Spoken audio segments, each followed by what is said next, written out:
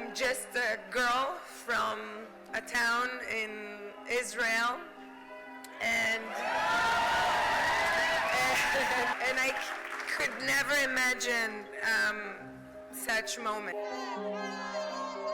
Speaking on the Israeli talk show, The A Talks, the 40-year-old Wonder Woman actress reflected on the film's underwhelming performance, as reported by Variety and The Hollywood Reporter.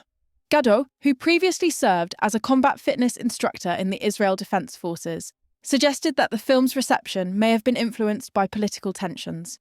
She noted that actors today often face pressure to take public stances on global issues. In this case, her co-star Rachel Zegler, who played Snow White opposite Gadot's evil queen, had voiced her support for Palestine in the lead-up to the movie's release. As Hollywood residents, we're not going to stand for this. We're going to come, we're going to make no noise, and we're going to let her know, and we're going to let Hollywood know that this is not acceptable. There's a lot of pressure on public figures to take a stand against Israel, Gadot explained in Hebrew during the interview, according to Variety's translation. I try to provide context about what's happening here whenever I can, and I always do. But at the end of the day, people will form their own opinions. I was saddened to see how much the film was impacted by that situation, and how poorly it performed at the box office.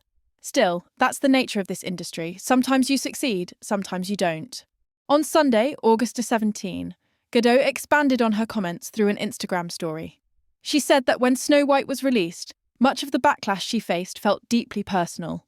Critics viewed me primarily as an Israeli rather than as an actress, she explained, adding that this perspective shaped how she responded to the question during her interview.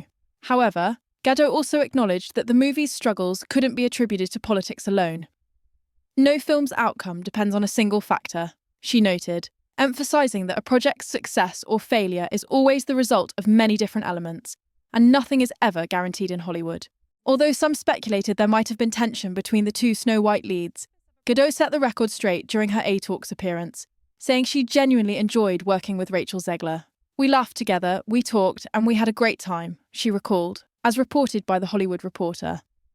Gadot also admitted she was confident before release that the film would be a major success. Instead, the movie struggled when it hit theatres in March, pulling in just $87 million domestically.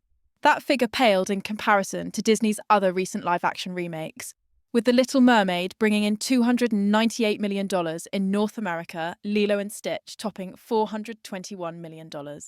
Following the disappointing box office, Jonah Platt, son of producer Mark Platt, publicly criticised Zegler.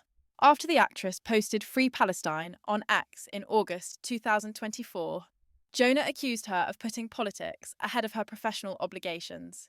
In a now-deleted Instagram comment, he claimed Zegler had dragged her personal politics into the middle of promoting the movie, despite being paid millions for the role, and argued her actions clearly hurt the film's box office.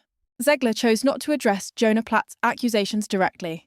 However, in a June profile with ID magazine, the West Side Story actress stood by her decision to speak out for Palestine.